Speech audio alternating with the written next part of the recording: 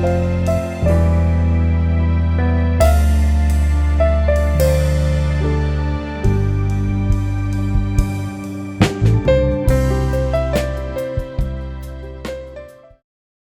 say good things come in small packages, and that is so true, essentially about essential oils. We have been using essential oils for centuries in medicine as well as in cosmetics because of their healing as well as purifying properties. Hello everyone and welcome to the Navin Times Talk from the Heart. Our guest today is a NAHA certified clinical aromatherapist and the founder of AE Pasika. Hello.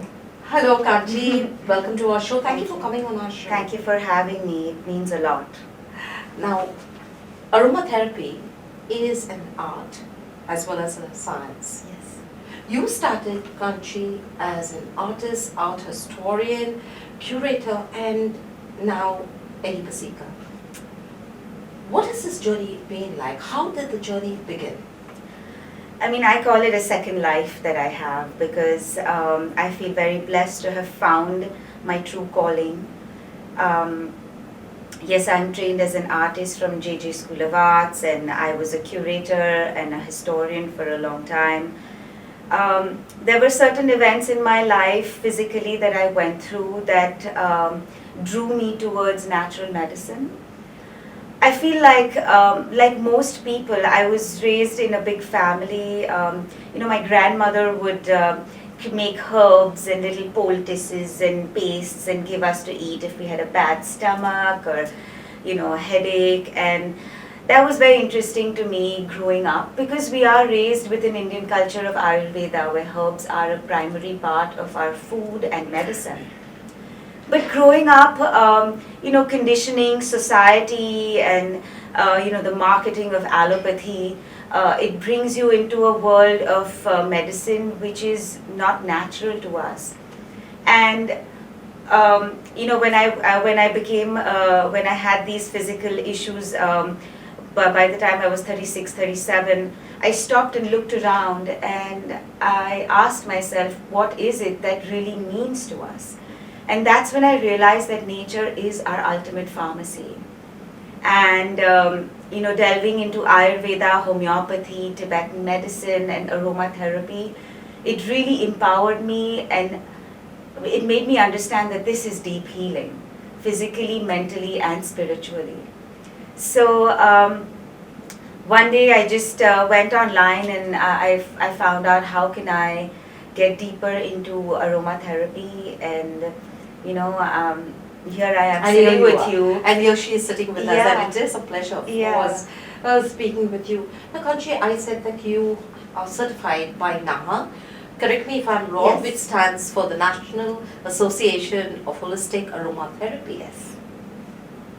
What is the certification? What did you study? I mean, I don't want to know all the modules, but Absolutely. So this is a clinical certification. It is a level 1. It is internationally certified and it originates from the United States of America. And this course is an intensive course that delves into the chemical properties of each essential oil, how each essential oil is extracted, healing properties, benefits, blending each oil with the other to create a medicine. Also understanding our body, our physical body in detail, so the layers of the skin, the brain, the functioning of our musculoskeletal system, our endocrine system, hormones, what happens if you have osteoarthritis, or what happens if I work with chemotherapy patients. So how do essential oils work with the sense of smell when you're undergoing chemotherapy? So it's a very intensive. With this course, I'm actually certified to work with hospitals, palliative care for aging people. I work with autistic kids. Apart from the other, hormonal issues and musculoskeletal, respiratory, it's magic because I feel like there is a cure to every ailment in the human body out there in Mother Nature, And this is how we've survived as a species for thousands of years. And I feel this is the medicine of the future. And people are more and more becoming disillusioned with allopathy because they're realizing it's only creating additional issues. And we're getting stuck in this evil loop of drugs. These are the drugs. Yeah, I feel really blessed to have this. Okay, so as a clinical aromatherapist, like you said, you not only did you have intensive training, but you are also able to work with hospitals, doctors, and other healers. Yes. How has it been? How from a face you can make out, you know, that I mean, my mother still can't believe it. She's like, "Oh my God, how did this happen?" You know, the universe has the most beautiful ways of bringing people into their own. But I feel it is a path we must take with 100% belief, which is when all the doors start opening. And today, when I work with Ayurvedic practitioners, I work with yoga practitioners, with sound healers, I work with homeopathy doctors, and they. So this is a complementary, alternative medicinal healing avenue that helps people facilitate healing. There are certain medicinal blends that I would make that act immediately, and there are certain ones that take a lot of time to work with the body because this is healing you from inside, outside. Mm-hmm. Allopathy is the opposite. It heals you from the outside, and then inside there's something else it creates to, shift things around a little bit more. So I'm working with a client of mine who has torn a ligament and is in extreme pain, and he is a sportsman. Mm-hmm. And he is working directly with an orthopedic doctor and a physiotherapist. So I am the complementary healing avenue that works with the pain, with essential oils to release, say, swelling, Mm-hmm. pain, also help him with inhaling oils to make him feel a little calmer, not so anxious. And so this facilitates healing so that he can work better with a physiotherapist and the orthopedic doctor to start the healing process and make it faster. It's a catalyst. Right. You see. So, this is not FDA approved. This is not scientifically approved as a mainstream form of medicine. But there have been a lot of tests that have been conducted over the past many years. Papers have been written. And the proof is in the pudding. It is working. It is healing people, whether it's a migraine, whether it's eczema, or whether it's something like chemotherapy, which is so intense, chronic. Aromas have always had magic. There's always magic to aromas. Let's start with the agarbattis, the incense sticks Mm-hmm. that we light at home, or the little, essential oils that we put in our diffuser. It really relaxes you. Absolutely. It does. Absolutely. And like you said, this is a complementary treatment. It helps and facilitates healing. Yes. However, I'm sure you must have come across people who do look at it very differently. You must have received a lot of criticism as well. Honestly, we've passed that phase of criticism. Yeah, there is skepticism. Mm-hmm.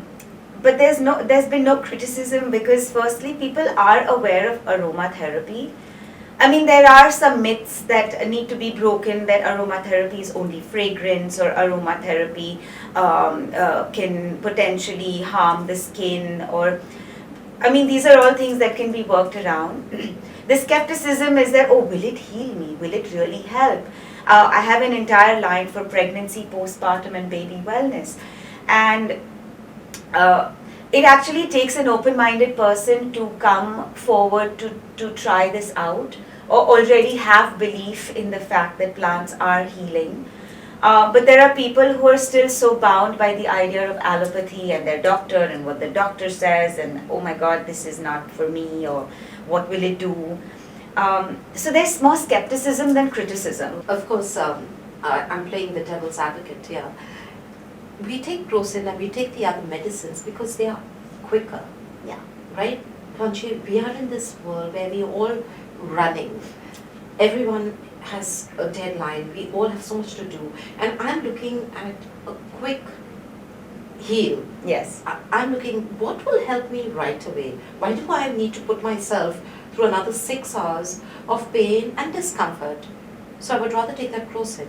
But like you rightly said, with the essential oils, it takes time, but the healing does happen, and the healing happens from within. And from what I've noticed at the Serendipity festival that we had, where you did speak, and that's where I did meet her.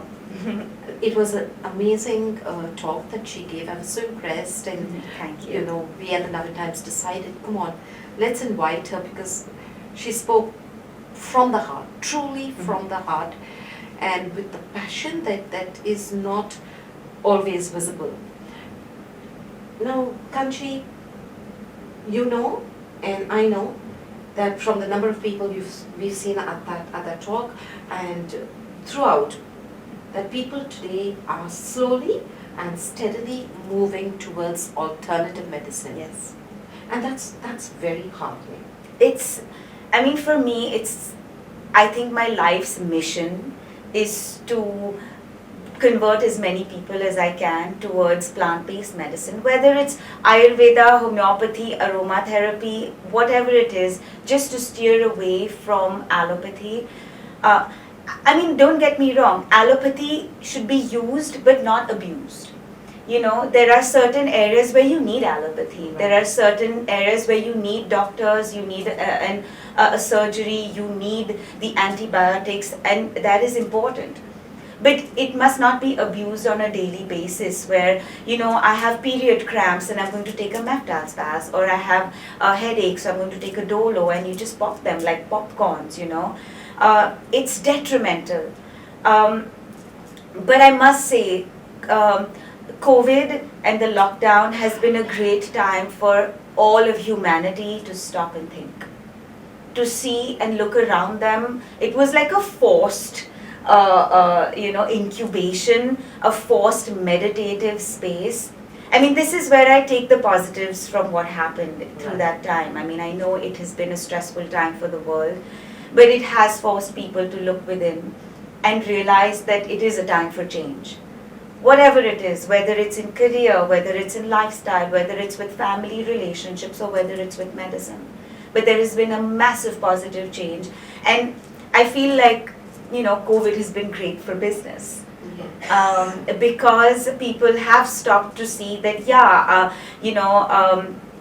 for example, my a diamond skin blend, which is great for eczema, psoriasis, dark skin, pigmentation, scars, that is great over the steroids that people have been applying on their skin for years to release these scars and inflammations. And within a week, there has been a change. So, I mean, there is a shift happening, and like I say, the proof is in the pudding. It's working.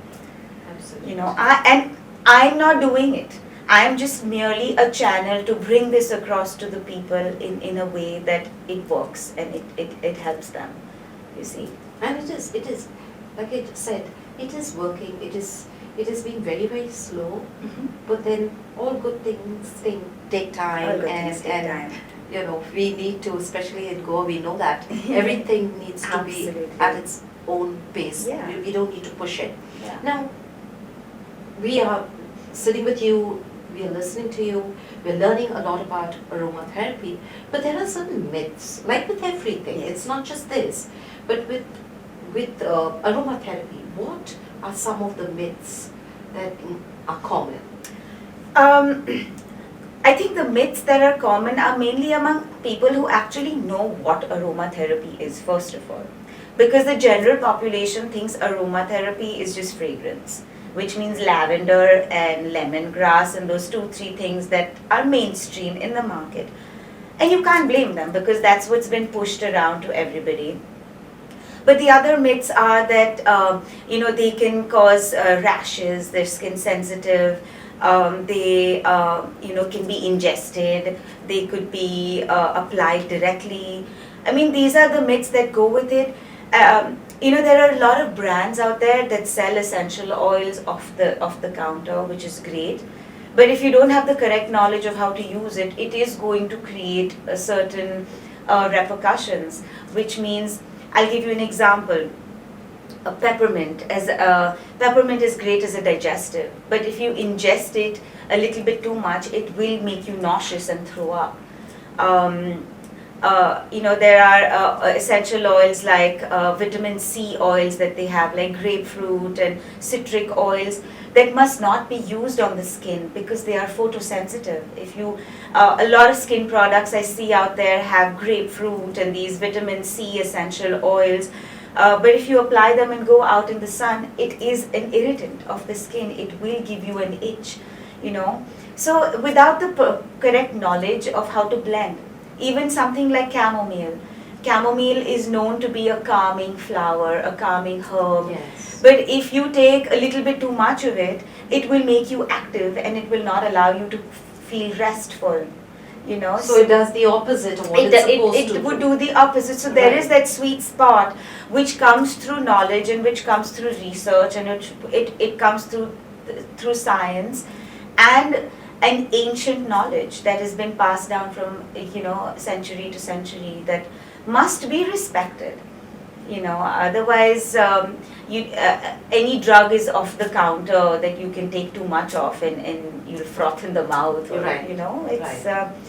So I feel prior knowledge to anything is important, is imperative. And the right type of knowledge, and The not right just type of knowledge, knowledge, correct. because you and I live in a world where everything is at our fingertips. For everything, I Google, and sometimes that is just not enough. It's dangerous. It is dangerous. Yes. It is. So, how you just now spoke about that, there is a certain way to use these essential oils. Yes. How are they to be used? What is the caution that is required to be taken? Several ways of using essential oils. One of the main and the most popular one is inhalation, through diffusers, through steam, or even through a napkin that you inhale, for example, when you have a cold or a flu. Massage is a wonderful way of absorbing essential oils into your skin. A bath, a lovely tub bath with essential oils, herbs. That's an ancient way of how the queens and the royalty were bathing in these lovely herbs. And there is ingestion. So I'm also certified, which is a little bit more dangerous because these are extremely concentrated extracts of plants. So I have clients who have kidney problems, who have blood pressure issues, who have bile or lymphatic issues. So it's great to be ingesting these oils. So a drop in like 30 ml of water. Intense digestion issues like IBS. So these are the few ways of ingesting essential oils or applying essential oils. But the most important thing to understand is, why are we using them? Right? So just to come back to what essential oils are, the primary function of a plant is photosynthesis, which means to grow, eat and grow. And the secondary functions are reproduction and protection. Most essential oils are excreted in a plant or produced in a plant for the secondary functions, which is reproduction and protection. So for example, sage. Sage grows wild in the desert, and it has such a powerful smell that no predator will come to eat the plant, and it will just grow wild. You see, so it is more of a chemical response to that keeps enemies and predators away and procreates the plant, right? So it is a chemical that is released, and each whether it's lavender, whether it's clary sage, whether it's rosemary, they all have different chemical compositions, terpenes, sesquiterpenes, aldehydes, ketones. Now what they do when they come in contact with our body, or when we inhale them, it first gets in touch with our olfactory system, which is our second brain. It is connected to our limbic system in our brain, and it directly affects the amygdala in our brain, which is at the back of which is at the back, the hypothalamus, amygdala, and our pituitary gland, Okay. to release neurotransmitters, to create chemical responses in our body to help healing. So for example, eucalyptus, it's a widely known essential oil, and we all know that we use eucalyptus when we have a cold, a flu, mucus, or congestion. Now, eucalyptus has a certain chemical called cineol, and cineol is responsible to work with our brain and neurotransmitters to create responses to dry up mucus and to reduce inflammation in our nasal passages and lungs. So this is how essential oils work. When you inhale them, or when they come in touch with your skin, it gets absorbed in the blood, and again it goes into your brain and it works in. So there's a lot of work. It's behind the magic. scene.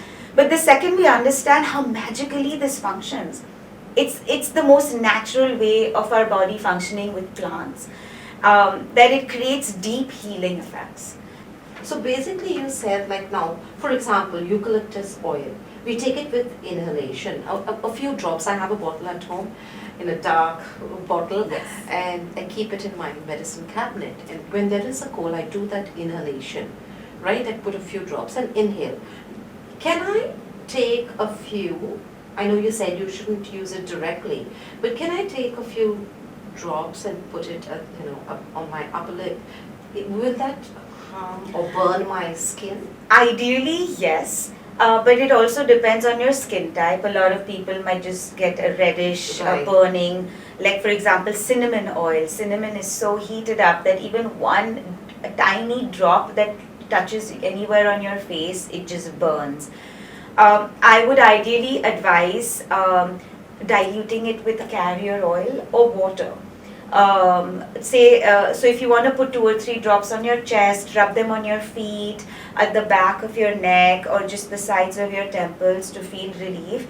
I would say add 2 or 3 drops of coconut oil, almond oil, olive oil, to just create a little dilution to put it on your skin. That would be wise. Or when you inhale it, it would be, that's fine. You just put a few drops. A little bit more powerful than only eucalyptus would be a blend. You see, Right. so for example, my cold and flu blend or my immunity boost blend would have a conglomerate of essential oils like ginger, black pepper, rosemary, cinnamon, clove bud, eucalyptus, lavender, chamomile, and vetiver. Now all of this together, they create heating, warmth. They are together, they're analgesic, anti-inflammatory, antibacterial, expectorant, which means it will release congestion from you. It could be a febrifuge, which means it would release fever from your body. You see, so, and the chamomile and vetiver, they make you calm, they align your central nervous system, they would, any constricted vessels would kind of calm themselves down. So as a blend, it's more powerful because it's working in teamwork. Eucalyptus in its own is great, but as a complete blend, I feel it is way more powerful, and it is a power-packed drop, if you would have that. That's where I come in to understand what balance is. So how many drops of black pepper would go, how many drops of eucalyptus would go, how many drops of vetiver would go, to actually, in a 15 ml bottle like this, if I would take 1 drop of that power-packed punch, that drop in itself would really catalyze the effect of releasing your congestion and flu. So what you are saying is that these oils are best used when they are tailor-made. Yes. And for every ailment, there is a different combination. Absolutely. And not just that, correct me if I'm wrong, Kanchi, it is also for every person. Yes. Because we are individuals and we are all unique. And my cold may not be as severe or as less severe compared to yours. So there is a different composition Yes. for you and there's a different composition for me. Absolutely. I believe medicine has to be personalized from person to person, because I mean, I use an example of eczema, right? My eczema would be different from your eczema because my stress or my lifestyle that has resulted in that eczema is different from yours. My body type, my blood type, my bone structure, my thought processes are all different from yours. So how can that one ointment which is just filled with steroids be okay for a wide population? So what I essentially do is that I speak from I do private consultation to understand what is the lifestyle like, where do you want to make changes, in what way should we make changes, and I make my medicine for them, and then we apply it as a holistic lifestyle change to attack that one spot of eczema on your skin, you see. So medicine is something to be personalized, because even with Ayurveda, everybody's constitution is different. Your Vat, Dosh, you know, your Pitta, all of them, everybody's is different. So how can a medicine be taken off the counter for one issue, or even like say seborrheic dermatitis or dandruff on your scalp? You know, one shampoo cannot cure an entire population, you see, because yours might be due to hormonal issues, mine might be due to stress, you see. So the reason for it to emerge on your scalp is only so varied that it needs something for you. Absolutely. And only then will it work, right. with an intention. Right. Now, earlier you spoke about these carrier oils. I'm sure you have heard of carrier oils. I have heard it all the time. But what exactly are carrier oils? What is their composition and how do they help? How do they work? More than help, I think, how do they work? Why carrier oils? Carrier oils are again coming from plants, nuts, seeds. So there's coconut oil, hemp seed oil, there's jojoba, there is olive oil. Some oils come from plants, which is calendula oil. It comes from the flower, right? So each oil, obviously, because it comes from a specific plant, let's use hemp seed oil. It's my favorite. And what do you call hemp seed in Hindi? So the Latin binomial is Cannabis sativa, okay. The plant. It comes from the cannabis plant. It is the seed of the plant which is opened up and it has the oil.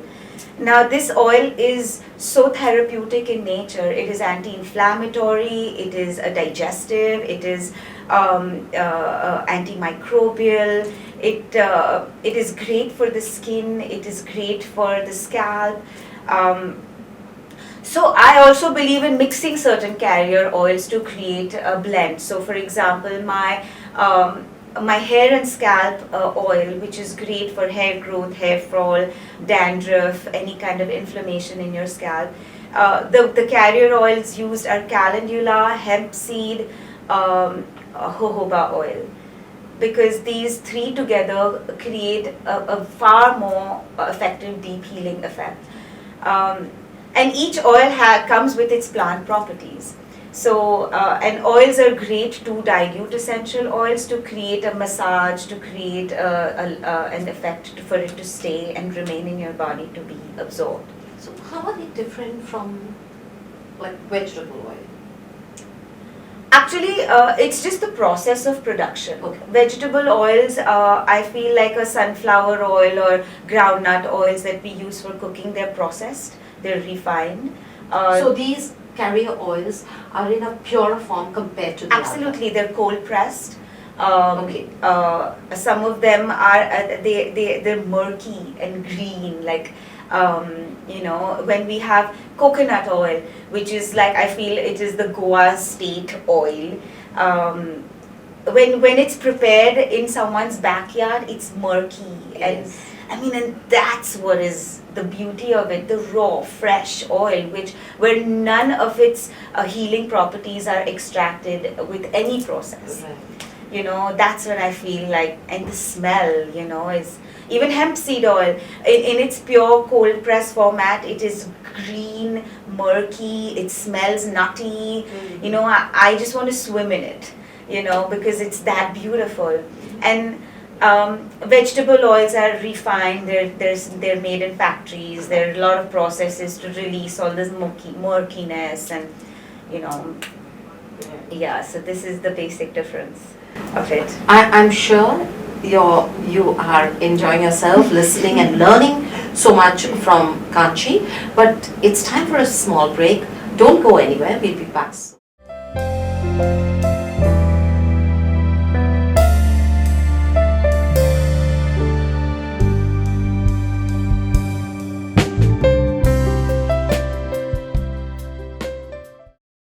Hello and welcome back to the Navin Times Talk from the Heart. We are in conversation with Kanchi Mehta. She is a clinical certified aromatherapist and founder of Pasika. Kanchi, you have given us so much of information. We are speaking about essential oils. Now, do I have to, now this is a trick question, do I have to buy them from out, can I make, I'm very good at making stuff. Can I make my own essential oil? How, can you tell us, explain the process? The process actually, firstly, there is practice, knowledge, intuition. Intuition.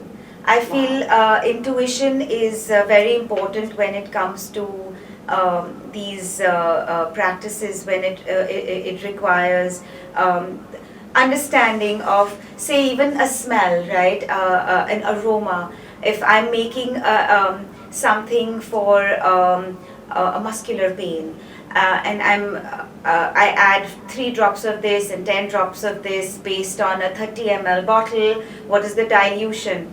So coming back to that, retracing my steps, there is a different dilution required for babies, for children, for pregnant women, for elderly people, because everybody's metabolism is different, the skin is different. Older people have thinner skin, babies have a very a nascent metabolism. So to understand dilutions, now for somebody who has a chronic issue, I need a higher dilution. So there are certain formulas for that.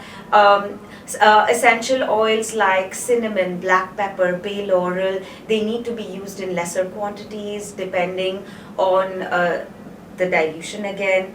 Essential oils like lavender, clary sage, they could be used at a higher quantity.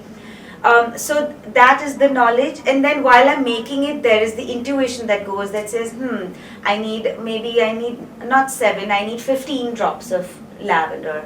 And then when you smell an essential oil, the fragrance, I can understand what more I would need or what less I would need. So basically it's knowledge and experience. Knowledge and experience. And there are 2 parts to aromatherapy. There is creating a fragrance, and then there is creating the healing properties of the blend. A pregnant woman in her first trimester who has nausea needs a different fragrance than a person who is in his 5th chemotherapy session, because their sense of smell is different. I had a lot of COVID clients who came to me who had lost their sense of smell itself. So how to revive that using essential oils. So different dilutions, different fragrances, and also comparing Ayurveda to aromatherapy. I mean, I love this fragrance of every Ayurvedic concoction, but I feel I'll end up smelling like a biryani at the end of the day and have like layers and layers of sticky oil on me that I have to sit with. So methods of application are different. Here the fragrance is beautiful.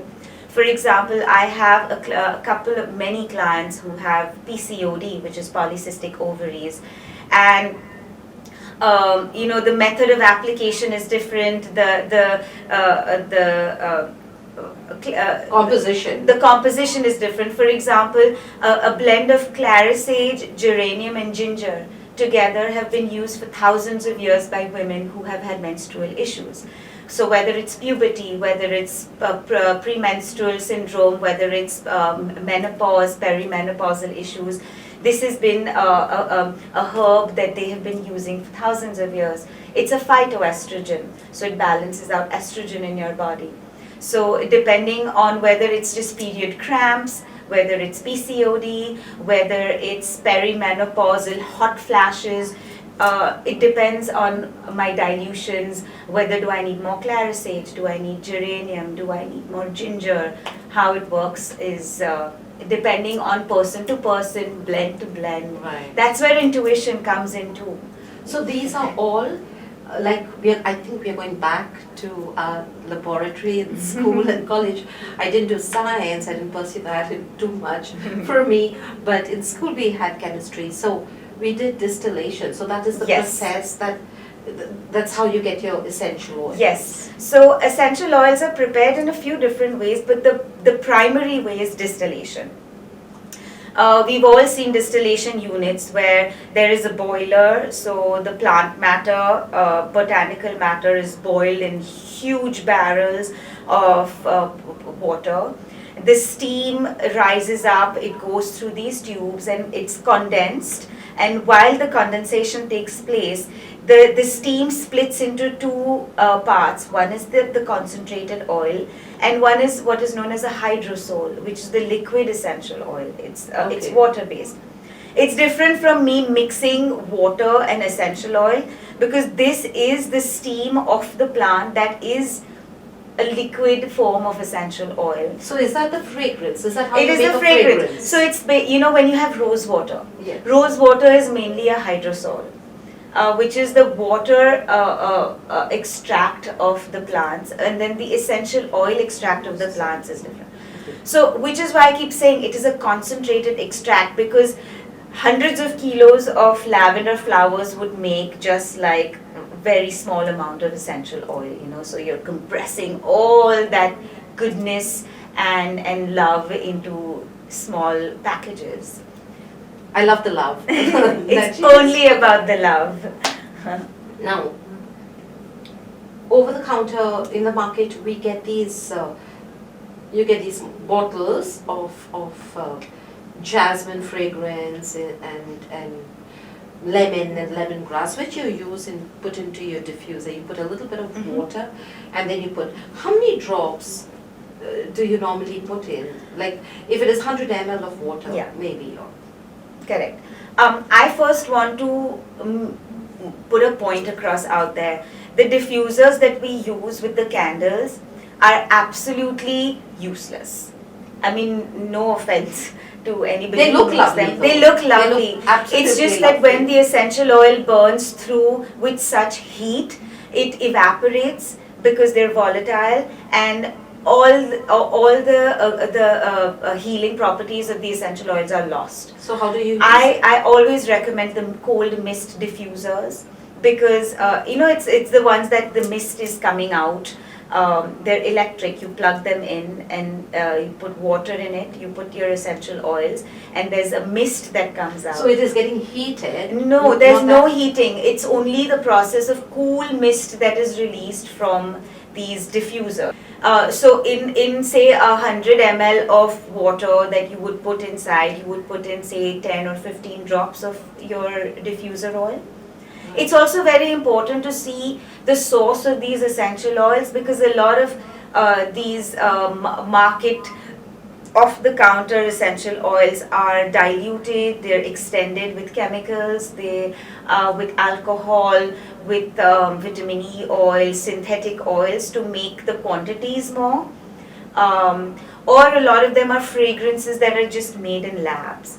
You see, so it's very important to know that if you're using these for healing purposes, it is important to get them with a source that you know that this is a pure extract and not fragrance, it's not a chemical, and it doesn't have any dilutions with alcohol or extenders, because it's just synthetic. Right. So then these can be used for just making your room smell. Absolutely. Just for fragrance. You get a lot of ready products which is a blend, like a calming blend or a stimulating blend or a sleep blend. You get them all in the market. It's just important to know what the chemical compositions are. Right. I, as a principle, do not buy any product of which I don't understand the ingredients. Okay, because nowadays you get every product with like sodium benzoate and laureate and emulsifiers and fragrances and grade 2 preservatives, and I'm afraid of this. Because this is only chemicals. And they want to create a certain texture to the product that is soft and creamy and lathery, and that in itself is just chemicals, So my principle is to not use any chemicals and emulsifiers. So my bottles usually have a little segregation of oils to waters, or sometimes heavier oils float on top. Mm-hmm. So I say, shake my bottle and use it. But I will not use emulsifiers because it is my products are for deep healing, and no healing will happen with even 1 ounce of chemical in your body. Right. Now, fragrances. Do you have any other way of making fragrances? Do you make fragrances? Yes, in fact I do. Apart from making healing oils, I work with some hospitality companies to create fragrances for their lounges or living rooms or certain stores, boutique stores that you walk in and it's a customized fragrance. Or fragrances for the body. My father is an avid, passionate fragrance person who I think this has come to me from, and him from his father. My grandfather used to have this box of attars that would come from Kashmir or Burma, and these little attars he would put behind his ears. And then my dad had an entire rack of perfumes from around the world, with Fahrenheit and these musky smells and fancy bottles. So I've taken it one step further and created it as a healing method. But creating fragrances has a few principles. So every essential oil fragrance has a top note, mid note, and a base note. A base note is usually the essential. Let's start with the top note. The top note is what we smell first. So, for example, lavender is a top note. So if I mix lavender, lemon and vetiver, right, or lavender, geranium and vetiver. Geranium is a mid note. So once lavender comes through, then you would smell geranium, and then at the end you would smell vetiver or cedarwood, because they're more viscous, they're thicker oils, they have deeper fragrances. So this is a balance of creating and the way you describe fragrances is woody, citrusy, balsamic, spicy, fruity, floral, woody, spicy. So they have blends of, like, say, black pepper, cedarwood, patchouli, lemon, bergamot. So which is your favorite? Sorry to interrupt, but which is your favorite? Oh my God, my favorite depends on moods. But I love using bergamot, vetiver, cedarwood, patchouli. Are these easily available in Goa? Some are not, and some are rare. I have over 150 essential oils from around the world, and I have them in quantity because I'm working with them. Right. I'm happy for people to come to me if they would like these, but yeah, a lot of essential oils are readily available. The usual ones, lemongrass and lavender, orange, and peppermint. And they're all available, and there are some really good companies out there who are selling pure essential oils. But there are also a lot that are just selling oils just in quantities and bulks. And yes, yeah. I think people are becoming more aware. I always liked agarbatti. I loved that fragrance of agarbatti. And now I've started using the diffuser, which I was speaking to her about, which is it gets heated and then Yes. that. So I love fragrances. So it's nice to know of all the fragrances. And when someone is buying, I mean, this may not be your field, but when someone's buying a perfume, what is it that they should be looking for? I know it's individual taste. Of course. Right? But I love fruity. So if I'm buying something, how should I check on the fragrance if it's good, if it's bad, if it's genuine, whatever? Like I say, it's intuition. So first when you smell something, you know that this is alcohol or this is some kind of synthetic. That synthetic feel always comes as a part of your gut feeling. And I feel you should follow that gut feeling, that something is not right. And the second one is obviously, do you like the fragrance and how it feels on you?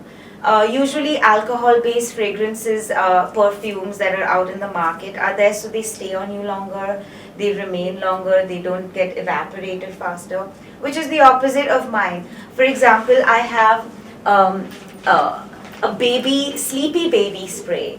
It's water-based and it's a mist to calm babies down, to spray on the pillows.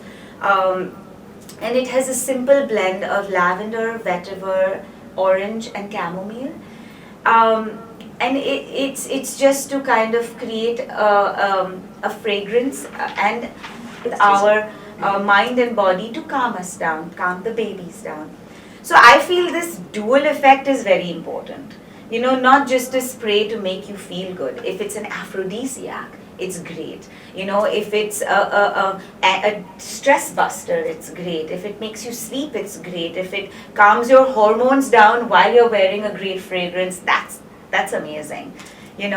So I'm in this belief of understanding that there has to be a healing effect to everything we do, because that's mindfulness. Why should I just eat pots and pots of food that is going to eventually make me sick? Why should I watch crap on TV when it's just going to create anxiety in my mind? So I feel everything we do in life must have a mindfulness of a repercussion of what it has on our body. I hope I answered that question. Yeah, I know you did. Yeah. Now, you have spoken about so many different ailments. You started with osteoporosis, you said about women, and during the menstrual cycle, premenstrual, postmenstrural, menopause, cold, fevers, diabetes, cancer you spoke about. Yeah, neurological issues, people even in comas can work with essential oils as fragrances, not only to smell, maybe because their sense of smell is not functional, but for application. People who have paralysis, people who, like I said, autistic kids, it's great for autistic kids. For their anxiety, for their attention span, for their sleeping, for daily activities to just calm them down, to center them. It's great for cancer and tumors. Essential oils like frankincense have had studies of slowing down the growth of tumors in the body. And these studies are there, but it also depends on the will of the person, because these are chronic ailments. I'm not just talking about ailments like hormonal issues or coughs and colds here. I'm talking about chronic issues. But it depends on the will of the person to be able to use these alternative treatments rather than just go to a doctor and just have medicine after medicine, you see. So the people who, and I believe I'm not selling any of my products or what I do. It has to be bought. It has to come from the other side, because unless you believe that a plant-based medicine will heal you, it will not. You see, Absolutely. it really it's believes. And it's a yes, belief. It's like how we've been raised to thank the food we eat. Thank you, God, for the food we eat. Thank you, God, for all of this. Because we're grateful to the food, to the farmers, to the people who've cooked it. so that we take it in with that intention, and it helps us with that intention. So is medicine. You know, plant medicine has consciousness. They're all alive. And they're all there, created for us to use them for becoming mentally, spiritually, physically evolved human beings. And I feel that intention must be there. And the intention comes with plants, not with a chemical that is made in it also does. But I feel this is way more powerful when that intention is there to heal. And more lasting. More long lasting, it's deep healing, deeper. you know, and it creates an imprint in our life, in our mind, in our karmic imprints, you know. I mean, I cannot begin to tell you the magic that our earth has in when we embrace it. You know, it's all magic. It's all working with energy, with love, with healing, you know. It is true. That's so true. And it is the love, it is how the universe is working that we have her in our studio. And she's talking to you and to me. Yeah. And you know, we are, I'm sure, going to be looking at these essential oils differently. Yes. Now, you have a lot of stuff here, Yeah. right? Can you just tell us a few of A few of them, things? of Yeah. course, I would love to. This is my hair and scalp blend that I keep talking about. You can smell a little bit, right? So the primary, What is that? there's rosemary, cedarwood, and Okay. peppermint, along with a It lot. reminded me of food. Yes. And then so she's telling me it's rosemary because I use Yes, rosemary absolutely. when I'm. Rosemary is absolutely powerful in terms of scalp health, with growing of hair, with hair fall, with dandruff. So how would I use this? Just you put a little bit on your scalp and leave it on. The peppermint, rosemary, cedarwood, there's tea tree, there's thyme, which is why it smells like food, chamomile. Even the rosemary makes it smell. Absolutely. We just had Christmas. So Yes, we had a lot everything of is rosemary. rosemary, right? Then you know, so that is my. This is a foot soak, and this foot soak is not just for a pedicure or a spa. This foot soak is for calluses, dead skin, cracked heels, and foot pain. You see, so it's more deep healing than it is just for you know, having your nails cleaned eventually. Right, right. Then I have an entire range for kids, you know, for cuts and bites, kids mosquito sprays. And then I have a brand called Aromama. Aromama is dedicated to pregnancy, postpartum, and baby wellness. So for every trimester of the pregnant mother, whether it's nausea in the first trimester or whether it's postpartum hair fall, it's hemorrhoids, it's C-section scars or perennial massage. And baby wellness means that baby digestion, baby immunity. So there's a whole range for that. Then what else do I have? I have pure essential oils. So this one is Ilang Ilang, one of my favorites. So what? No, what turn this around here. What is Ilang Ilang used for? So here, you just kind of, yeah, and then take a few deep breaths. Ilang Ilang is a beautiful flower. It's a yellow flower that grows. It's a plant. Ilang Ilang. But there are different smells. It's not one. It reminds me of many different things. It brings back a lot of memories. Yes. Especially of my childhood, Yes. where I lived. You know, and there were some flowers. There were small little white flowers. Yes. I don't know what they were called, but we used to remove them. I forgot what, and then we used to suck on those flowers. I don't know what that flower How was, lovely. but I mean, that like reminds me of that. So our sense of smell is our second. It's our emotional brain. You see, I mean, smell can take you back into trauma, or it can heal you. You know, memories, you know, of like, I mean, people who would have been raised around, you know, certain like tadkas or dals, you know, so it's like when I smell certain foods, it just takes me back to childhood, security, love. Besides these oils, you make your own oils. You Yes. also teach. Yes. You have this course that you Yes, I'm also certified to be an educationist with essential oils and aromatherapy. So I have some students who come to me individually who want to take this forward in their own individual practice. I have a lady who comes to me who is a massage therapist, and she has some serious clients who come to her with pains and body ailments. So she wants to learn how to create her own blends for these her clients. Then I have a young 25-year-old who comes to me to, she wants to start her line of aromatherapy products for her age group. So, she wants to create some mystical blends of protection and love, and so it goes into energetic spaces as well. So that's how I'm training her.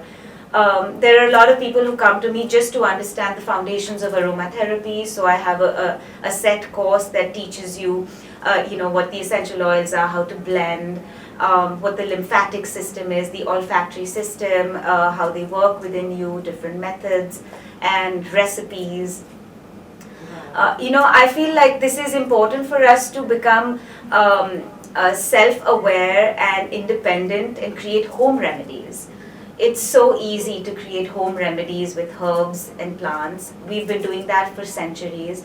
And with just a little bit of knowledge to understand that you don't need to go to a doctor and have medicines all the time. You can just create something at home and feel better about it.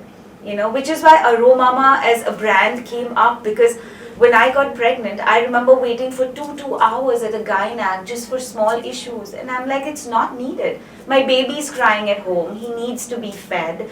And I'm sitting over here with a C-section scar and this pain and hemorrhoids. And so this is how this brand came about. And it has empowered so many women to just sit at home and be able to heal themselves. That's amazing. Yes. I'm sure you agree with me. And these courses how long are these courses? It depends. So do you want 5 sessions? Do you want 15 sessions? Do you want 2 sessions? Okay. Like I say, education also has to be customized like medicine, and we're grown-ups. I don't want to sit over there with something that has been created for me. I want it to be customized for what I want to learn, because my time is precious. So is everyone's time. So I'm happy to customize a course for people, or for people to just understand that this is what they come for, What is the one thing that we should remember when we are using, essential oils? Something that most people don't know about essential oils when using them. What is that one thing that most people make mistakes with, and they should know about it, and so that they can use it to their benefit? That essential oils are not just a fragrance, they're medicine, they're magic, and they will work in your favor with intention. So the intention has to be The intention must be there. The source of the essential oil needs to be right, and yes, the source correct. Source of information too needs to be right. Yes, and I'm here. I mean, I feel like this is a very new space that I have created in our country, because in the West, this is already an established system. They have rules and regulations and laws, and these like my NAHA certification, which is existing there. This is new, and I would be very happy to help as many people as I can, answer as many questions as I can, and do everything in my power to reach out and bring this to people. That's lovely. Absolutely lovely. This really smells wonderful. It really, I thought, it would go off within it will stay. within a few minutes. It hasn't. It's lingering. And as I'm speaking to you, and as my hand comes closer, the smell is stronger. It was a pleasure speaking with you. We truly learned so much, all of us. I'm sure the viewers agree with me that there was so much to learn from Kanchi. And the passion, Kanchi, that you spoke with, the knowledge that you spoke with is so good, because we feel now a part of of your journey as well. Like, yes, if you can do it, and if you can utilize all these naturally available products and then make them into oils, I'm sure we can do it as well. Of course. Right? Yes, I mean, this knowledge is not mine. It was given to me by my mentors and them by their mentors. So it is only to share. And that is what we want to thank you for. From the viewers, from all of us at Goa 365 and the Navin Times and your patients, thank you for watching. Until next time.